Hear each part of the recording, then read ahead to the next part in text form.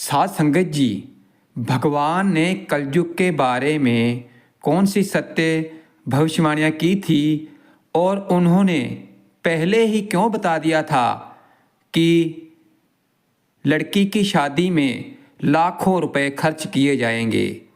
साध संगत जी, ये बात उस समय की है जब पांचों पांडवों को वनवास हुआ था और वनवास की ओर जाने से पहले पांडवों ने भगवान श्री कृष्ण से पूछा कि हे श्री कृष्ण, अभी तो ये द्वापर युग का अंत काल चल रहा है, आप हमें ये बताएं कि आने वाले कलयुग की गति क्या है और कैसी होगी।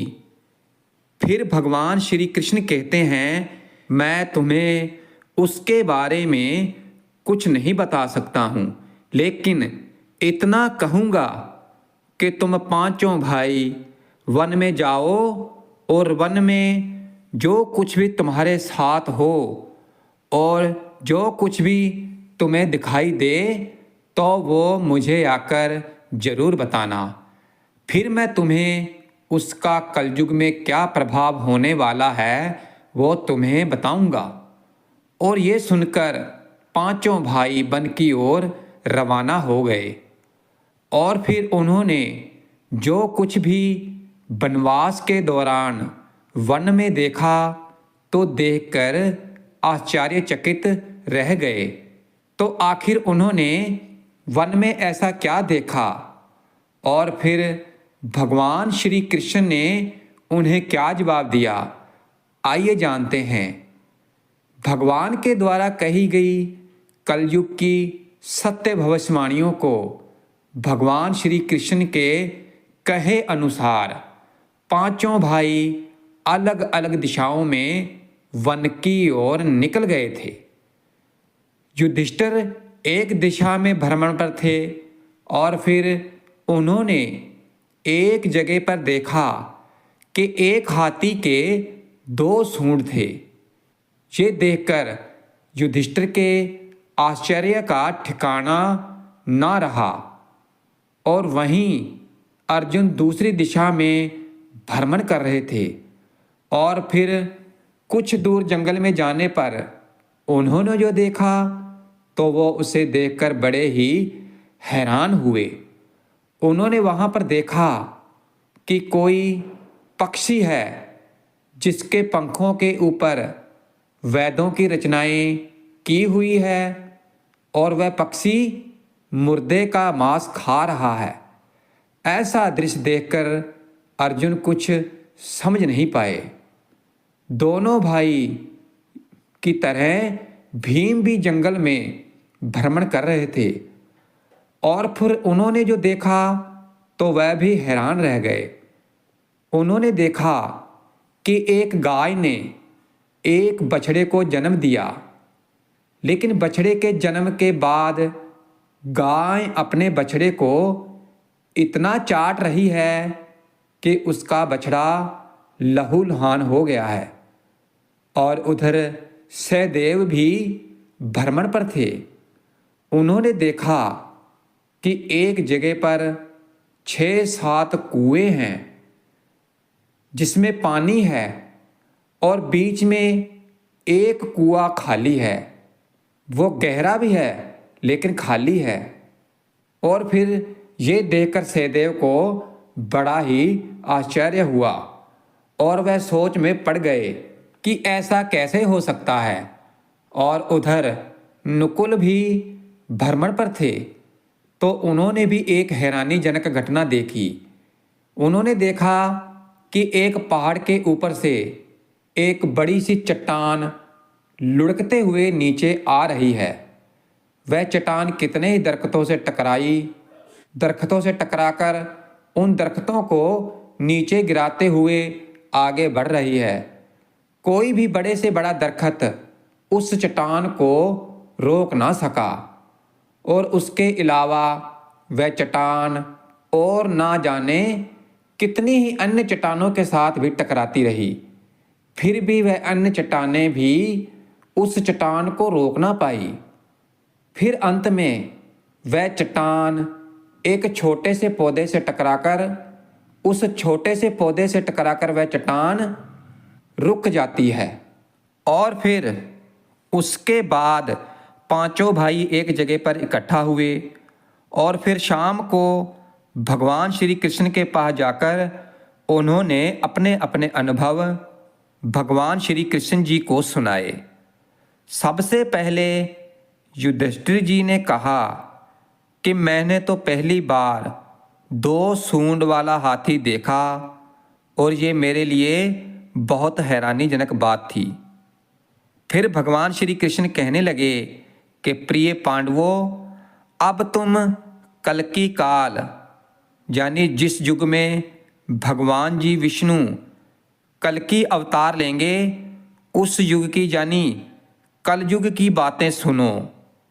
और फिर भगवान श्री कृष्ण ने कहा कि कलयुग में ऐसे लोगों का राज्य होगा जो दोनों तरफ से शोषण करेंगे, बोलेंगे कुछ और करेंगे कुछ और, मन में कुछ और होगा और कर्म कुछ और होंगे। ऐसे ही लोगों का कलयुग में राज्य होगा। पांडवों, तुम कलयुग आने से पहले तक राज्य कर लो। फिर युधिष्ठिर के बाद अर्जुन ने कहा कि मैंने जो देखा वह तो कहीं ज़्यादा हैरानीजनक था। मैंने देखा कि एक पक्षी के पंखों पर वेदों की रचनाएं लिखी हुई है, पर वह पक्षी मुर्दे का मांस खा रहा है।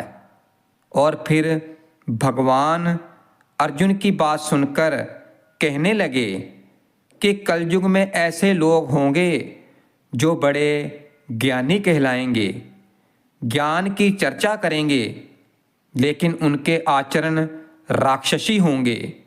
वह बड़े पंडित और विद्वान कहलाएंगे, परंतु ये देखते रहेंगे कि कौन सा मनुष्य कब मरे, कब हमारे सभी रिश्ते नाते मरें और हमारे नाम से संपत्ति हो जाए।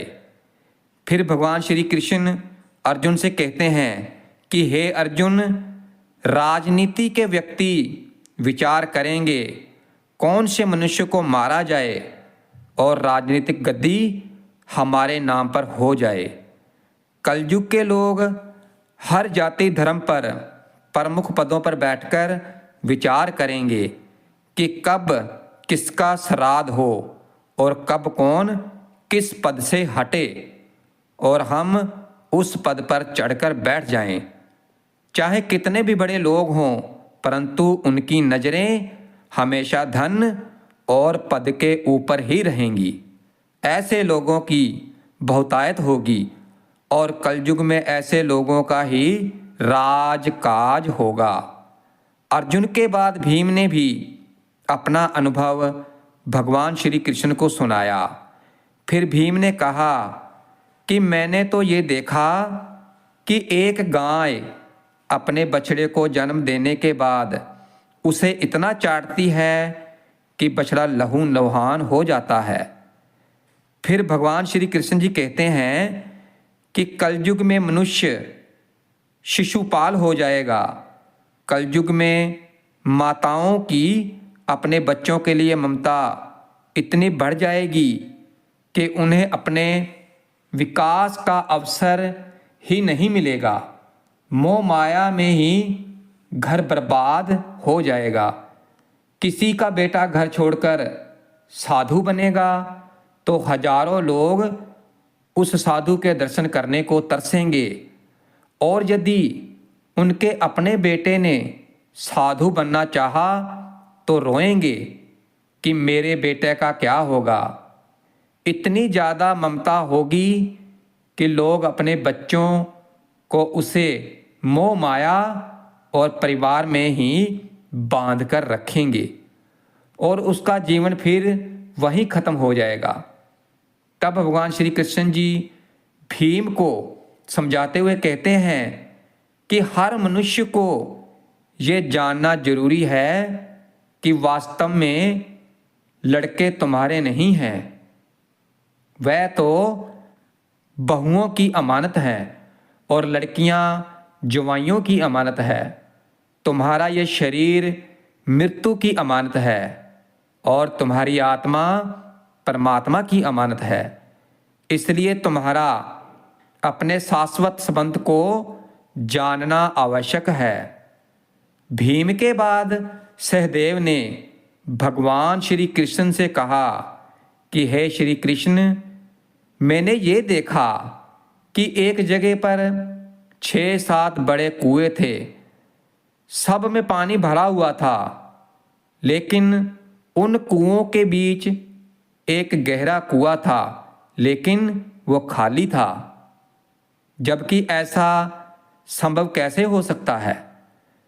तब भगवान श्री कृष्ण ने सहदेव को समझाया कि कलयुग में लोग लड़की के विवाह में, मकान के उत्सव में और छोटे बड़े उत्सवों में तो लाखों रुपए खर्च कर देंगे, लेकिन अगर पड़ोस में ही यदि कोई भूखा प्यासा मर रहा होगा तो ये नहीं देखेंगे कि उसका पेट भरा है या नहीं।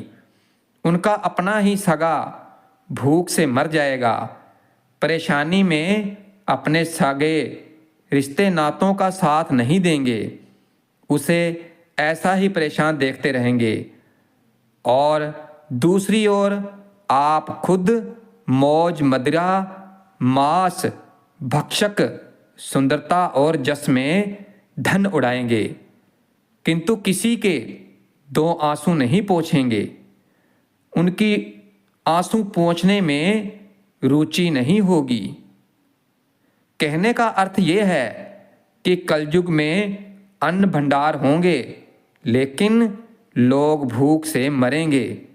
सामने बंगले में ऐशो आराम चल रहे होंगे, लेकिन पास की झोपड़ी में आदमी भूख से मर जाएगा।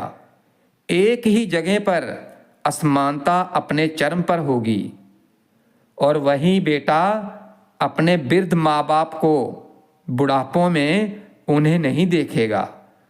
और कुछ माता पिता भी धन के लिए अपनी औलाद में भेदभाव करेंगे। फिर सहदेव के बाद नकुल ने भगवान श्री कृष्ण को अपना अनुभव बताया कि मैंने भी एक आश्चर्य देखा है कि एक बड़ी सी चट्टान पहाड़ पर से लुढ़की, लेकिन दरख्तों के तने और दूसरी चट्टानें भी उस बड़ी चट्टान को नहीं रोक पाई, परंतु एक छोटे से पौधे के स्पर्श में आते ही वह बड़ी चट्टान रुक गई। ये बहुत ही आश्चर्यजनक था। नकुल ने भगवान श्री कृष्ण से कहा कि हे श्री कृष्ण, मैं इस घटना को समझ नहीं पाया। अब आप ही बताएं ये कैसे हुआ, आखिर ये कैसे संभव है? फिर भगवान श्री कृष्ण मुस्कुराते हुए नकुल से कहते हैं कि कलयुग में मानव का मन इतना नीचे गिर जाएगा कि उसका पतन होना निश्चित होगा। उसका ये जीवन धन की सिल्लाओं से नहीं रुकेगा और ना ही सत्ता के वृक्षों से रुकेगा। जब मनुष्य अपने जीवन के आखिरी पड़ाव में होगा, तब उसे परमात्मा रूपी अंतर्ध्यान होगा कि उसका पूरा जीवन तो व्यर्थ की चीज़ों की चिंता करने में ही निकल गया। असली मुक्ति तो हरि नाम है। हरि नाम के एक छोटे से पौधे से ही, हरि नाम को जपने से ही मनुष्य जीवन के समस्त पापों का निवारण हो जाता है और हरि नाम ही मोक्ष का द्वार होगा। साध संगत जी, भगवान में आस्था रखनी चाहिए। मनुष्य का पूरा जीवन एक मायाजाल है। मनुष्य को उम्र के अंतिम पड़ाव में ही ये एहसास होता है कि मंजिल केवल परमात्मा है। यही पड़ाव पूरे जीवन के कर्मों का लेखा जोखा दिखा देता है। इसलिए केवल हरि नाम ही, उस परमात्मा का नाम ही उस कुल मालिक का नाम ही कलयुग में मोक्ष पाने का एक मात्र उपाय है। तो साध संगत जी, आशा करते हैं कि भगवान द्वारा बताई गई ये सत्य भविष्यवाणियाँ आपको जरूर पसंद आई होंगी।